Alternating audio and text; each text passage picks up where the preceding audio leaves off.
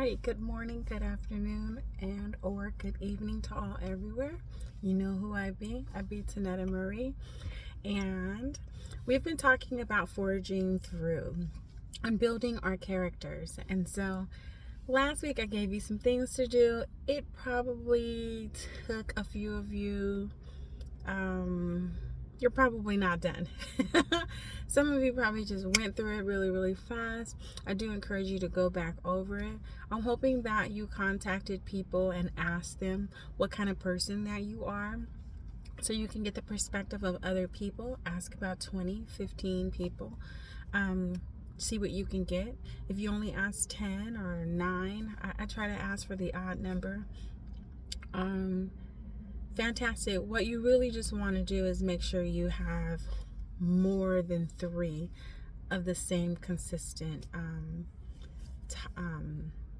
characteristic traits, things about you that people can tell you about, whether they're good or bad. And remember, we're here about constructive criticism and constructive feedback. So if someone says something about you, like, oh, you're controlling, or you don't like to listen to people, it's not for argument's sake. And remember, we don't hold anything against anybody who's telling us the truth about us from their perspective, because if that's what we're showing, maybe we don't know it.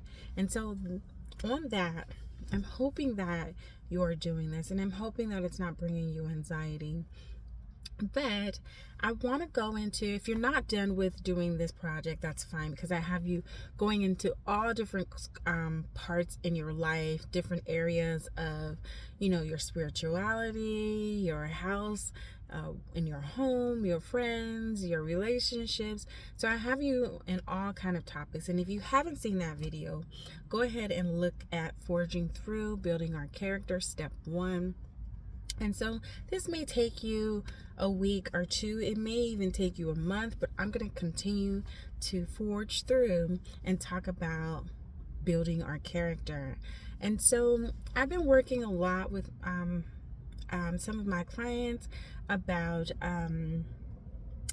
resilience and understanding what resilience is and perseverance. And so today I thought, well, I'd really like to talk about courage, but I can't talk about courage without throwing in resilience, perseverance, honesty, and integrity.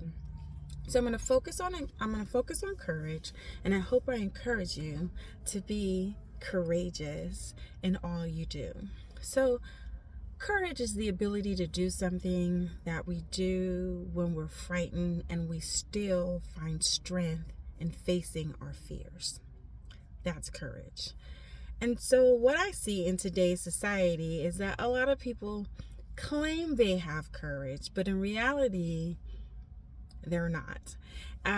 They don't. And so the best analogy I could give is the Bible says, do not conform to this world. And every time I think about conforming to this world, I always think about cattle, how cattle just go together, not knowing what's ahead. They just follow it. And so they don't even know they're going to be slaughtered, and they just go. So conforming is a bit like that. So for instance, don't get me wrong, and I'm not downing what you believe, but I know what I believe, and I respect what I believe. And so I don't put a lot of energy in my home teams. I love where I come from. Most schools that I've gone through are red, black, and whites, go figure. And so I went to school in La Jolla, and our colors, La Jolla High, are red, black, and white. I went to school at San Diego State, and behold, red, black, and white. And then I've gone through some community colleges that have a different color scheme. And I do notice that I don't really hold on to those other color schemes. And my children went to a school red, black, and white. So it's been consistent throughout my life. Maybe God is trying to tell me something about the color red, black, and white. I don't know. My favorite colors are not red, black, and white, but I do know that I look good in a red dress. So every woman should own one. Nevertheless, I don't hold on to the particulars of belonging.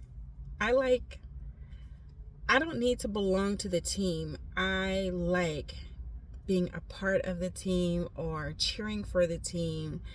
But if I'm not a player, it really doesn't give me, I don't give a hoot. So the Chargers, for instance, I remember in San Diego, there used to be the Chargers and the Raiders.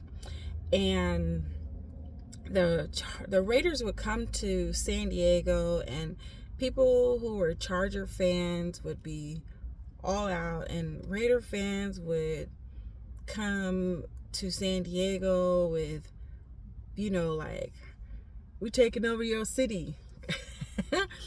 And people would literally get into fighting over a team that they're not getting paid for. I mean, you could be making some bets, but mostly people weren't fighting over bets. People were fighting over the passion that they had for a team or a team player. And that's all good, but to fight, but to say we're the best, we're not, because we're not practicing. We're not out there. We're not doing any of those things. So I brought up the schools is because I was a cheerleader, and it's our duty to cheer and say we're the best, and we're gonna smack you down or whatever we were doing. That was our duty.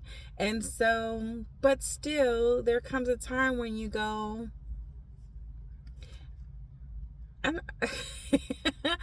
I don't live and breathe this cheerleading. I don't live and breathe this school.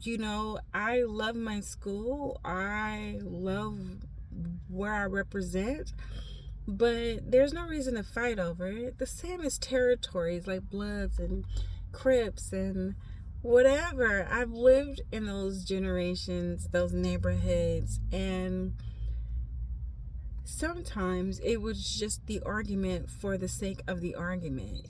You didn't get to choose where you wanted to live sometimes. Your parents did. So if your parents chose it, you're not that particular brand of a gangbanger because you chose it. You're that particular brand of a gangbanger because you got it by default. You got that school by default. You got those friends by default. Well, maybe not. But there are a lot of things we fight for that we don't stand up for, or we stand with. I said that all together wrong. Let me try this again. There are a lot of things we fight for, and we won't even fight for what we should be fighting for. Why am I fighting for a school that's not going to pay my rent, or is not going to take care of my kids for me? I mean, literally, we're fighting for all the wrong reasons. And it takes courage to stand up and be different and say, I don't want to do that. I don't feel like being a follower. I don't want to conform. I just don't want to conform. And our society tends to make it as though we're weird if we don't conform. All the Beyonce followers,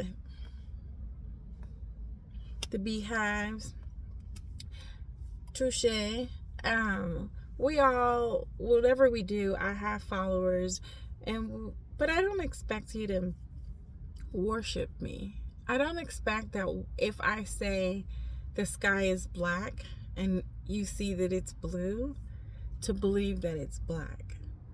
and I give you some crazy scientific reasons, because color really isn't really real, and everything around us is black, and this is just a reflection. And now everybody's walking around saying colorblind is where we should be. We don't see any color in anything that we live. Okay, now I don't want you to follow me for those reasons at all.